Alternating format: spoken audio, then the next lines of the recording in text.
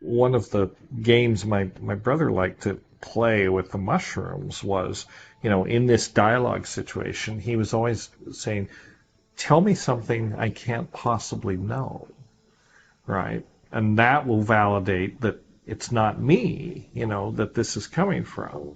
I don't know that he ever succeeded in getting it. It's very cagey, they're very tricky that way. It's, but occasionally they do seem to tell people things that they can't possibly know, or that they've never thought about in quite that way. Now it's come out, for example, that, Crick's insight into the structure of DNA was assisted by LSD, and he reluctantly but finally admitted that that was a big influence. And many computer scientists, Steve Jobs has said LSD's been very useful for his creativity. Kary Mullis, the Nobel Prize winner who figured out the PCR chain reaction, has been quite upfront about it.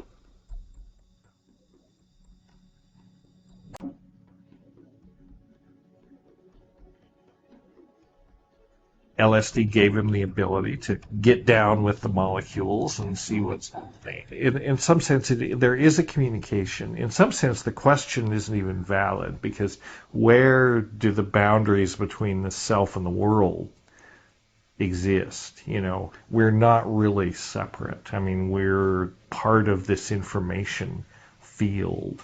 And, this notion that consciousness, I do think that consciousness it's like a property of the continuum. It's like the old physicist concept of the ether or something. It kind of permeates everything. And it's not really localized in the human brain or necessarily even generated by the human brain. Why does the brain require DMT for normal function if, this is indeed true? Yeah, and it's hard to say. I think that perhaps one of the functions of ordinary levels of DMT is kind of like a, kind of reality thermostat. If you have a certain kind of narrow window of levels of DMT in the brain, it maintains this ordinary level of, perceptual, consensus reality that most of us live in. Kind of like the endomatrix in a way, as opposed to like an externally applied, psychological or, consciousness kind of matrix like in the movie.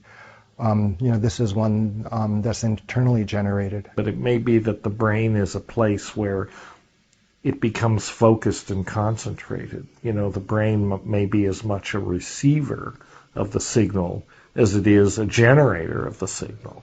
Nobody can really say, but that model in some ways appeals more to me than the notion that it's all coming from the brain. The brain is more like a node, and there's this sort of field of consciousness that permeates everything, and to a certain degree, everything is conscious. I think of the shaman as entering into this net of being, in the higher worlds, in the heaven worlds. And that's why I've personified the net of being, this painting behind us, as this continuum of heads interlocking infinitely in all directions, because that points to being as a continuum, as a network, in a sense, to an infinite realm. And this is a part of the deep fabric of our being, I think, because we sense ourselves as souls related to many. There is this everyday world, but you can be in a place where there is no you and still perceive the world. That scared me. Losing my ego was the scariest thing I ever, and I still don't like it. A profound state which may be reached by use of these entheogens, psychedelics, hallucinogens, whatever you're going to call them, which is known as ego loss or ego death. Unfortunately, subsequent to the coinage of this term, ego has come to be used in a completely other sense. It has been used in the sense of pride, and that is not what ego death is about. Ego death would mean you lose your sense of I for good, and that's not what happens. They mean a temporary suspension of the ego when ego death is spoken of.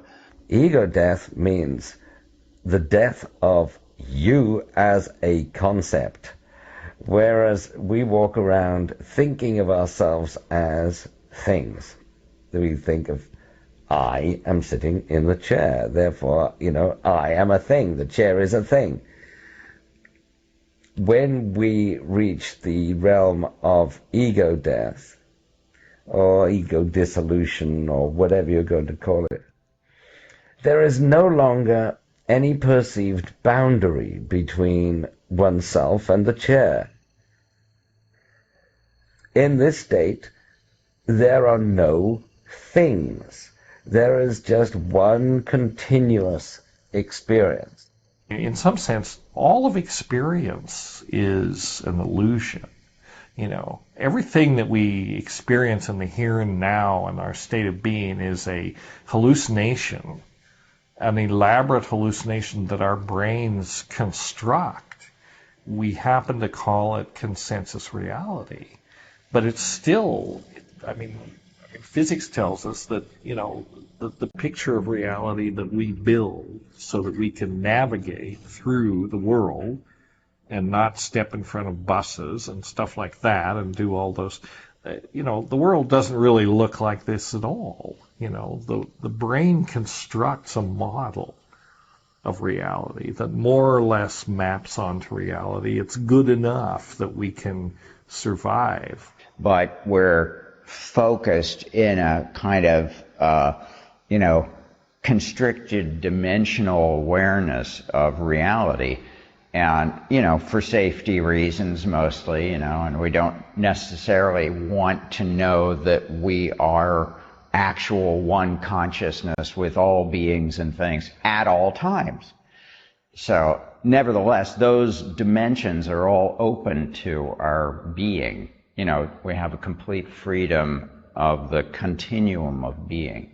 If we change the nature, we have the model and we have the real world out here and we have the sensory neural interface that's taking this information in, interpreting it, and giving us the model. If we change the nature of the sensory neural interface a little or a lot, if we substitute, say, DMT for serotonin, the model of the world that we get changes radically. And who's to say that that's any less valid than the model that, the brain constructs for, for everyday purposes? So this idea that, it's all illusion, it's all hallucination. That's what experience is, that's why, in some ways, I sometimes get a little impatient with people that say, a drug experience cannot possibly have any spiritual validity. Well, I'm here to tell you that all experience is a drug experience. We're all on drugs all the time, largely because we're made of drugs, and that's what drives us. Experience is sort of the what issues out of this biochemical process of, all these neurotransmitters and hormones moving around our brain. It's drugs.